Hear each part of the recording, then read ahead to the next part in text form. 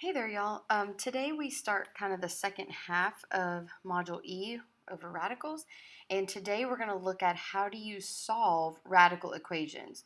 So specifically, we're going to look at how do you solve square root, cube root, but this strategy that we're going to use today applies to solving any type of radical equation. Now, I will say in this lesson, things get exponentially harder as we go along. So, this video will be broken up into two parts, so make sure you watch both parts. But we're going to start off nice and easy, and then we'll, like I said, get exponentially a little bit harder. So here, the first thing you want to make a note of is our three-step strategy that we're going to use when we're solving radical equations. The first step is isolate the radical or rational exponent. The second thing is raise each side to the power suggested by the index. And then the last thing we have to do is check for extraneous solutions. So once we get our answer, we're going to plug it back into the original equation and see if it actually holds true. So keeping that three-step strategy in mind right here, we're going to jump right in and do our very first problem. So it says, what is the solution of 3 times the square root of 2x minus 3 is equal to 8? So using my three-step strategy, I'm going to first isolate the radical. And yeah, we can do that in red. So we're going to isolate the radical. So I have to get this by itself. So since it's having an additional 3 added, I'm going to subtract that. So now I have the square root of 2x minus 3 is equal to 5. My second step says raise each side to the suggested power by the index. So my index here is a 2 because it's the square root, and we know how do we get rid of a square root? We square both sides. So you know to get rid of a square root by squaring both sides. However, in step 2 where it says raise each side to the power suggested by the index, if you raise each side to the power that is the index, it gets rid of that radical completely. So by raising each side to the second power, it cancels those out. So I'm left with 2x minus 3 is equal to 25. And from here, I'm going to do my last step, and I'm going to solve and check for extraneous solutions. So I'm going to add 3. So let me come over here. I have 2x is equal to 28. Divide both sides by 2, and I get x is equal to 14. Now, let's plug that 14 back into our original equation, and let's see if I actually do end up getting a valid solution. So I would have 3 plus the square root of 2 times 14 minus 3. Does that in fact equal 8? So 3 plus the square root of 28 minus 3. 28 minus 3 is 25. That gives me 3 plus 5, which in fact does equal 8. So what do we know about 14? It actually is a solution. It works. So to check for extraneous solutions, you just have to plug it back into the original and see if this statement holds true. We're going to do the same thing on this second one. Keeping the three-step strategy in mind, we are going to isolate our radical. So that means I'm going to have to add 5 over to the other side. So I get the square root of 4x plus 1 is equal to 5. Second step, I'm going to raise each side to the power of the index. This is a square root, so I know I need to square both sides. And those cancel. So I'm left with 4x plus 1 is equal to 25. From here, I'm going to solve. So I get 4x is equal to 24, so that means x is equal to 6. So let's plug the 6 back in and see if the solution actually works. So I have the square root of 4 times 6 plus 1 minus 5 is equal to 0. So that gives me 24 plus 1, which is 25, minus 5 is equal to 0. Is 5 minus 5 equal to 0? Yep, it is. So 6 is actually a solution.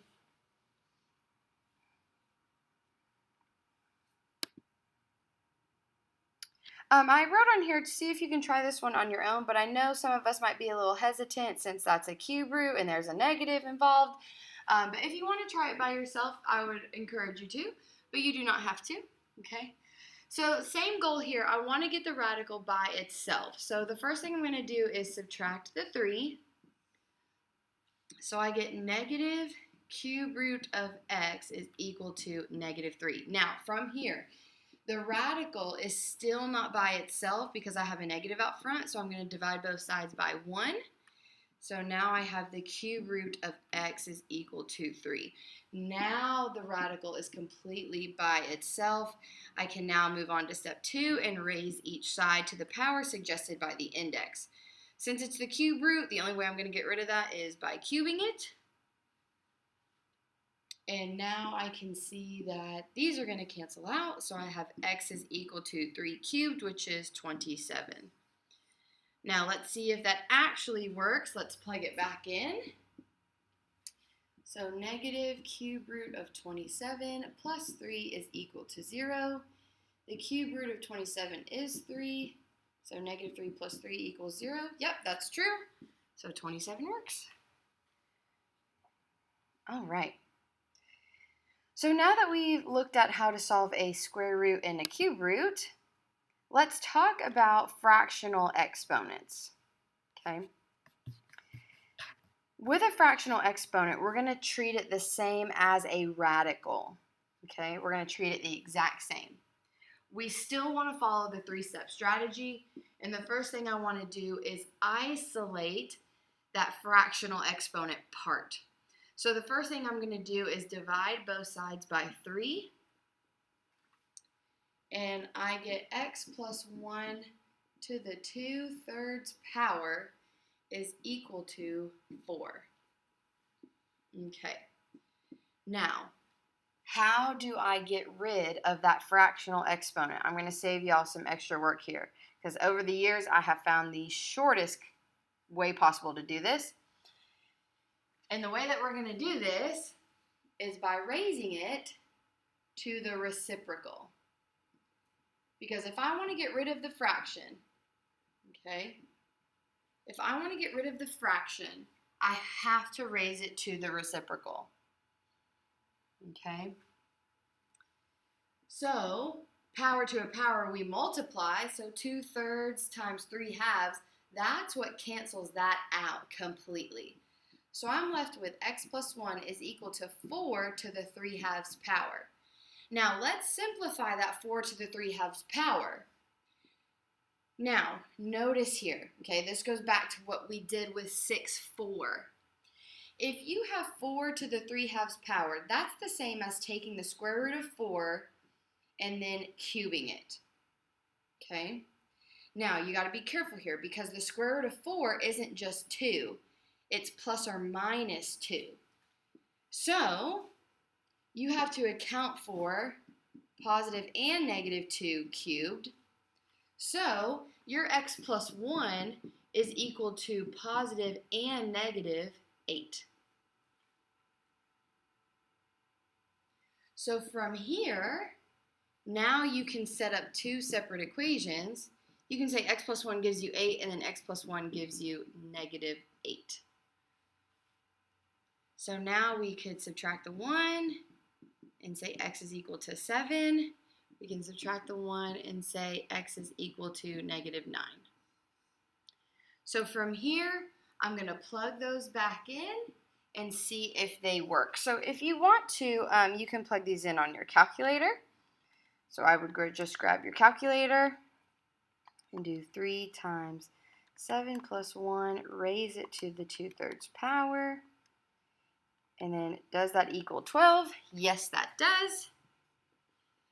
And then we're going to do the same thing with negative 9.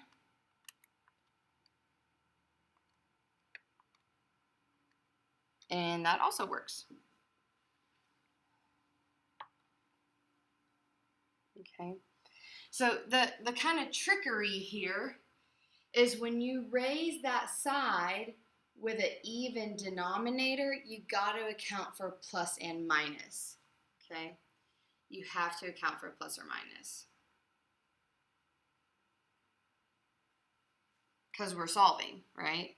When you raise both sides to the 3/2 power, that was the same as saying, oh, I put in the radical and then I cubed it. Well, how many times have I hounded you all? If you put in the radical, you have to have plus and minus. So that's where that's coming from, okay?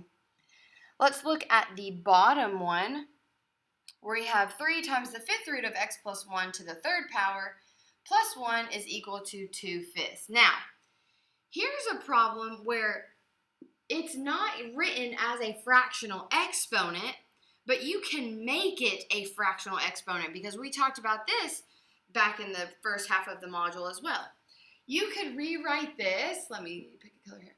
You can rewrite this and say that's 3 times x plus 1 to the 3/5 power plus 1 equals 25. Or if you want to solve this the tried and true way, you could raise both sides. Like you could follow the 3-step strategy and then get rid of the 5th root by raising it to the 5th power and then get rid of the 3rd by taking the cube root. However, I've just found that over the years it's easier to handle the fraction. So that's what I'm going to do. So I'm going to divide, I'm not going to divide first. Hello. I'm going to subtract the 1 first. So I get 3 times x plus 1 raised to the 3/5 power is equal to 24. Now, money, we can go ahead and divide by 3. So I get x plus 1 to the 3/5 power is equal to 8. Now from here, in order to get rid of that 3/5 power, I'm going to raise both sides to the reciprocal, which would be 5/3. So we're going to raise this to the 5/3. And those cancel each other out right there.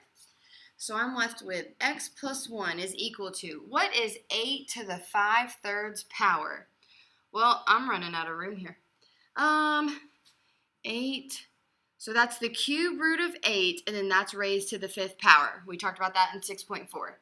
So the cube root of 8 is 2. It's not plus or minus because it's an odd index, right? So it's just 2. 2 to the 5th power is 32. So now from here, we're going to subtract 1, and we get x is equal to 31. So now I'm going to plug that back in. And let me pull up my calculator here so I can show you all. I'm going to plug the 31 back into the equation wherever we see an x. So I have 3 times the 5th root. So we're going to go to math. I had already, that's the 35th root. Yikes. 3, I'm going to put a parentheses there. Type in a 5. I don't know why my mail just opened. 5 times. There we go. That looks a little bit better. So 3 times the 5th root of 31 plus 1. And then that's raised to the 3rd power. So I come outside the parentheses and raise it to the 3rd power. And then plus 1. So I'm typing it in just like I see it on my paper, and let's see if that equals 25. And it does. So we know 31 is a solution, and it works. All right. See if you all can try this one on your own. If you're still having a little bit of trouble, just hang right here with me. You should be able to do the first step, though, which is isolate the radical, or excuse me here, the fractional exponent. So we're going to divide everything by 2. So that leaves me with x plus 3 raised to the 2/3 power is equal to 4. From here, again, we want to get rid of that fractional exponent.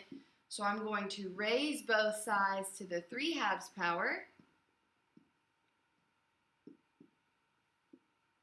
So those cancel each other out. So I'm left with what's inside the parentheses. X plus 3 is equal to 4 to the 3/2 power. Remember, 4 to the 3/2 power. That's the same as taking the square root of 4 and then you're cubing it. Well, the square root of 4 is not just 2, it's plus or minus 2 because your index is even, and then that's cubed. So we have x plus 3 is going to equal to positive and negative 8. So I have two separate equations here. I have x plus 3 is equal to 8, and I have x plus 3 is equal to negative 8. So that would give me x is equal to 5 because I subtracted the 3 from both sides. I'm going to subtract the 3 here as well, and I get x is equal to negative 11. So we're going to plug those back in to our original equation here. And let's see if this works. So I'll use my calculator on here.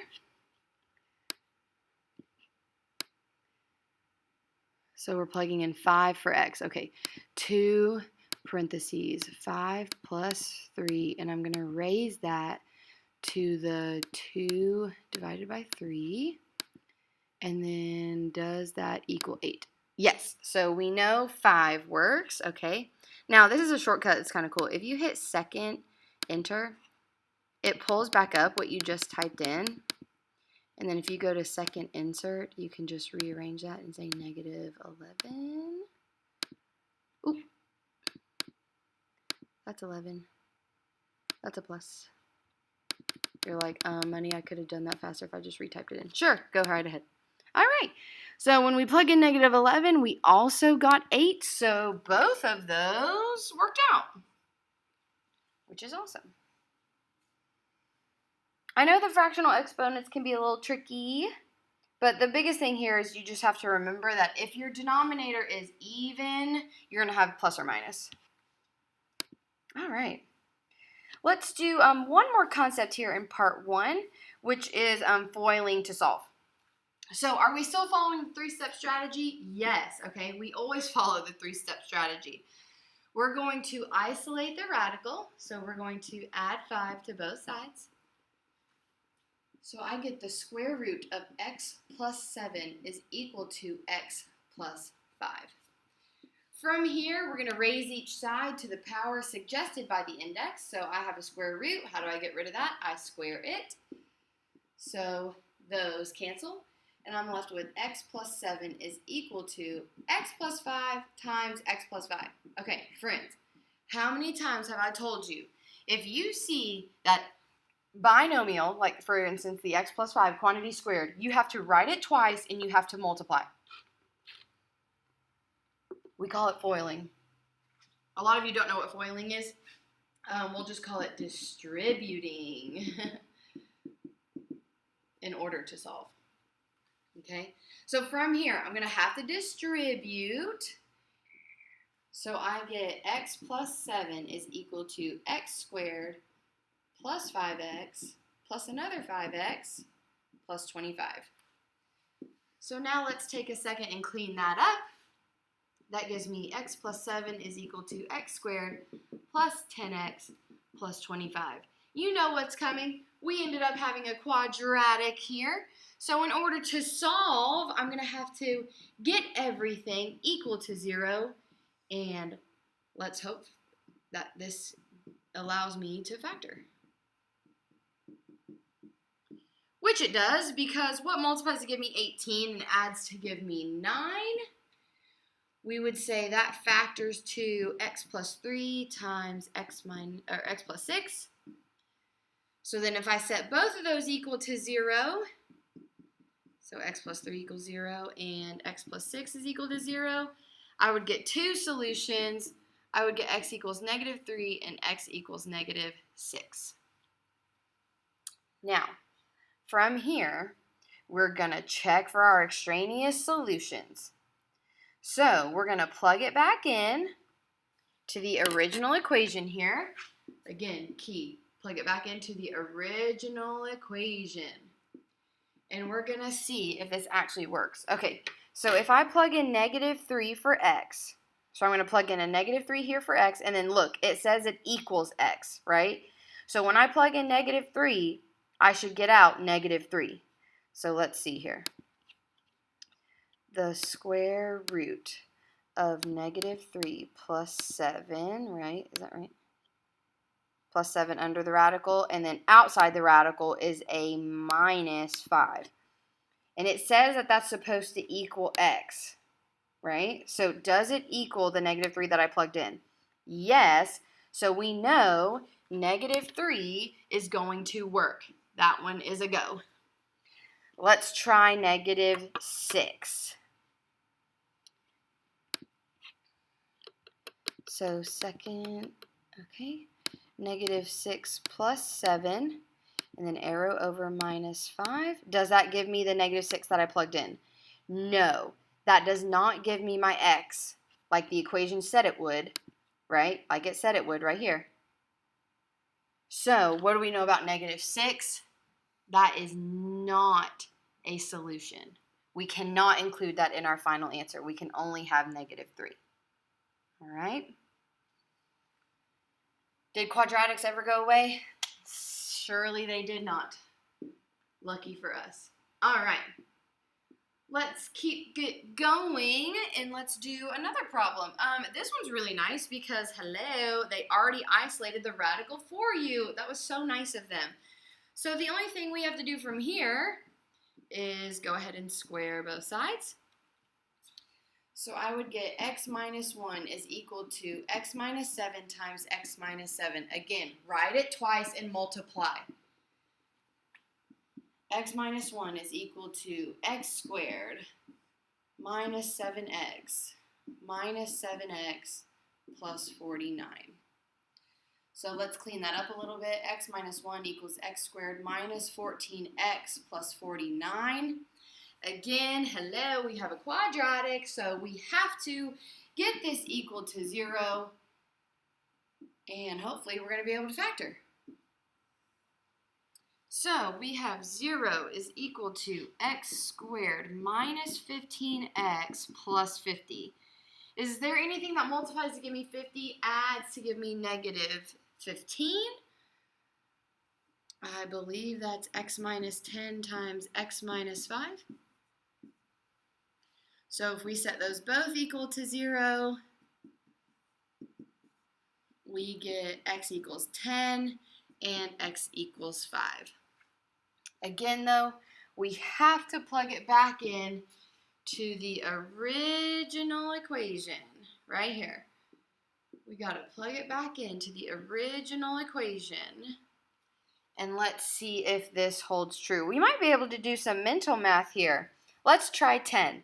10 minus 1 gives me 9. The square root of 9 is 3. Okay, so that side gives me 3. And then 10 minus 7 is 3. Hey! So 10 works. Let's try 5.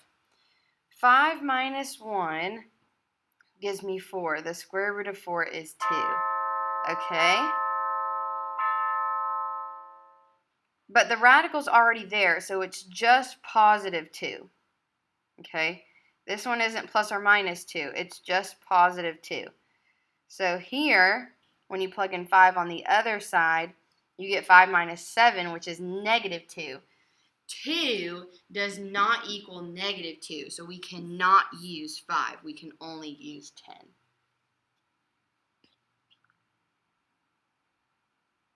All right. For this last one, see if you can try this one on your own, and this will be the end of part 1.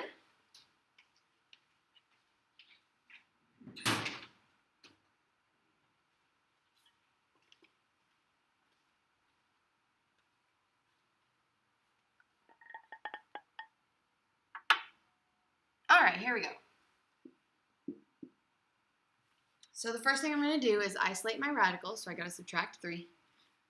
So I have the square root of 5x plus 1 is equal to x minus 3.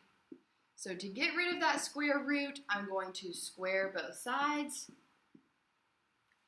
So that gives me 5x plus 1 is equal to x minus 3 times x minus 3. From here, we're going to have to multiply out. That gives me x squared minus 3x minus another 3x plus 9. Let's clean that up a bit. That gives me 5x plus 1 is equal to x squared minus 6x plus 9. From here, we got a quadratic. So we're going to have to set this equal to 0, and we're going to have to solve. So let's subtract the 5x and subtract the 1. Subtract 5x, subtract the 1. That gives me 0 is equal to x squared minus 11x. Oh, y'all, hello. I was like, I knew that's not right. Because, hello. Y'all should have said something like, money. I'm just kidding.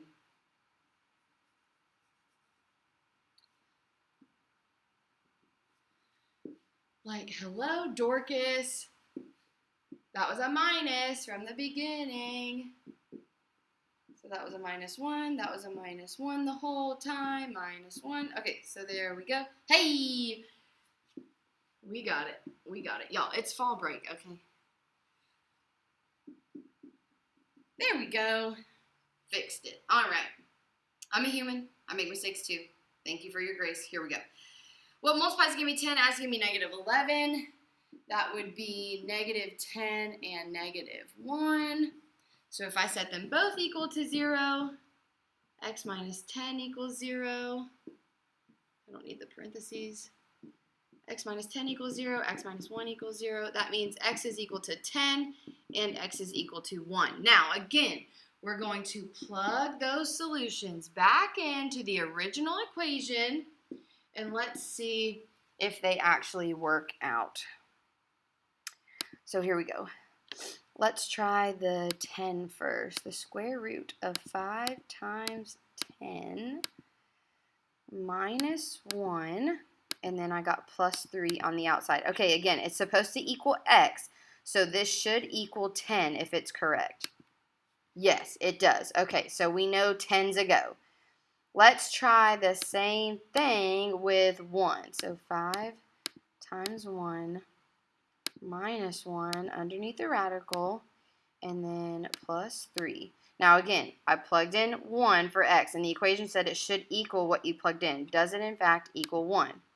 No, it does not. So what do we know about 1? That is not a solution, only 10 works. Okay. All right, that is the end of part 1. Be sure to pick up the second half of the video by watching the second link.